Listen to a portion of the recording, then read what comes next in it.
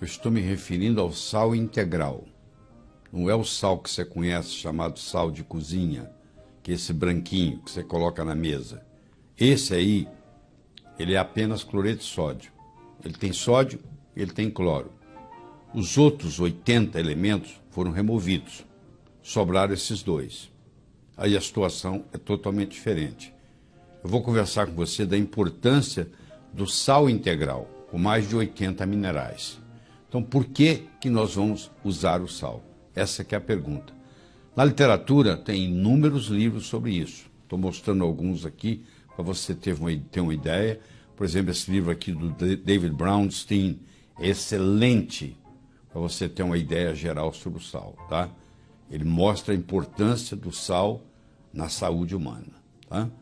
E o sal que eu estou me referindo é o sal não refinado. Esse é que interessa. Então eu tenho 4 mitos que eu quero discutir com você aqui. Primeiro mito é que não existe diferença entre sal refinado e sal não refinado. A maioria acha que é a mesma coisa, que não faz diferença.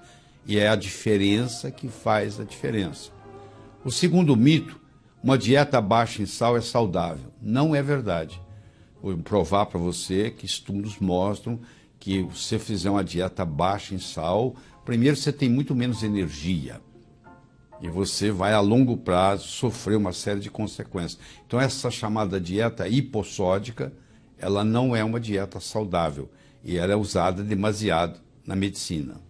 Terceiro, que produtos baixos em sal são os preferidos. Não é verdade. Você vai ver que o sal é muito importante na saúde. E quarto, que é o mais comum, que você escutou tantas vezes, que você tem que diminuir o sal para não causar pressão alta. Porque todos os estudos que foram feitos, mostrando que sal pode, de alguma forma, aumentar ligeiramente a pressão, que é muito pouco também, foi feito com sal não integral. Foi feito com sal refinado. Então ninguém fez um estudo com sal não refinado, com sal integral. Todo o trabalho foi feito com sal de cozinha, que eu não estou recomendando, em hipótese alguma. Entendeu? Vamos começar com o primeiro mito. Não existe diferença entre sal refinado e sal não refinado. O sal é extraído na forma de salmoura e então tratado com substâncias químicas, ferrocianeto de sódio, citrato de amônia, silicato de alumínio e dextrose, para a remoção de minerais, que nós chamamos aqui de impurezas, por incrível que pareça, são todos minerais importantes, ficando apenas o cloreto de sódio. Então, para ficar o cloreto de sódio e eliminar todos os outros e fazer ele ficar bonitinho, branquinho, você está contaminado com ferrocianeto de sódio, com citrato de amônia, com silicilato de alumínio e com dextrose, ou dextrose. Então você tem substâncias, resíduos que ficam lá. Então esse é o primeiro mito. Eu vou discutir com você a importância do pH, que é o potencial hidrogeniônico. O nosso sangue tem um pH de 7,35, 7,45, vamos pôr uma média 7,4, que é mais ou menos também o pH intracelular, 7,35 por aí, e a gente tem que manter essa pequena alcalinidade para manter a saúde. E tudo aquilo que nos adoece também nos acidifica. Minerais são agentes alcalinizantes. Como eu estou fazendo uma ingestão de muitos minerais, eu estou alcalinizando as minhas células. Segundo, na presença de doença crônica, há deficiência de mineral. Quando você vê uma doença, um doente crônico, esse paciente sempre tem uma certa deficiência de mineral. Terceiro, deficiência de mineral causa acidose metabólica, ou seja, faz baixar o pH. E sal não refinado tem em torno de 80 minerais ou mais na sua composição, enquanto que o cloreto de sódio tem apenas 2, sódio e cloro. Então, quando eu ingiro um sal não refinado, um sal integral, isso facilita, proporciona uma melhor alcalinidade do meu corpo, certo? O sal não refinado é usado no tratamento da exaustão adrenal, quando você tem a síndrome do burnout, quando você chuta o pau da barraca, o estresse é um limite máximo, você só sai se você fizer uso de sal.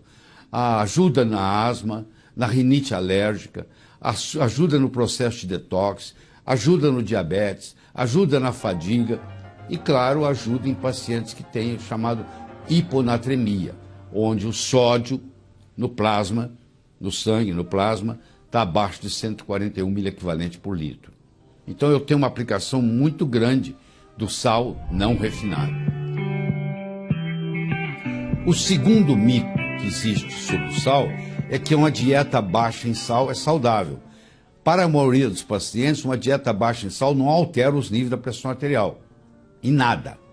Por outro lado, quando o sal não refinado é dado para pacientes com deficiência de sal, há uma redução da pressão arterial elevada.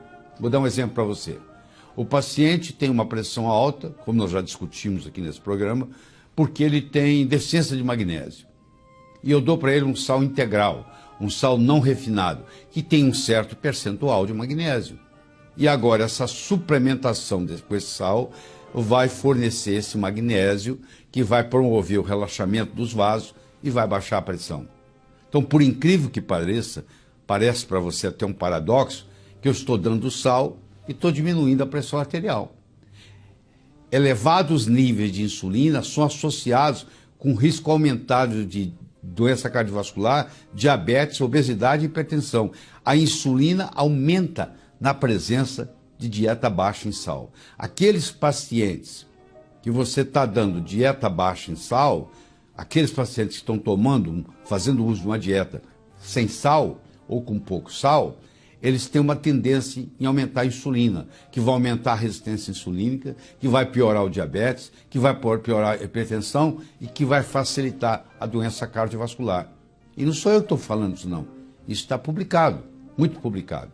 Tem estudos mostrando, como esse estudo do Rio aqui, ó, Dr. Rio, mostrando que a dieta baixa em sal, ela aumenta a aldosterona, ela aumenta a renina, ela aumenta a angiotensina e ela aumenta a noradrenalina. E ainda aumenta a resistência insulínica. Isso tudo que eu mostrei aqui são coisas indesejáveis causadas pela dieta baixa em sal. Então esta não é a solução. Simplesmente tirar o sal da dieta. Acrescentar cloreto de sódio também não é a solução, porque aí eu tenho outros problemas. O que eu tenho que testar, eu convido você a testar, é o sal não refinado, é o sal integral. A dieta baixa em sal causa deficiência de sódio, que aumenta a produção de aldosterona, que aumenta a retenção da água intra e extracelular, que diminui a concentração de potássio, que diminui a concentração de magnésio, que levam a desidratação e fadiga. Então, o paciente que está fazendo uma dieta sem sal ou com muito pouco sal é uma pessoa cansada. Ela está sempre reclamando que está fadigada.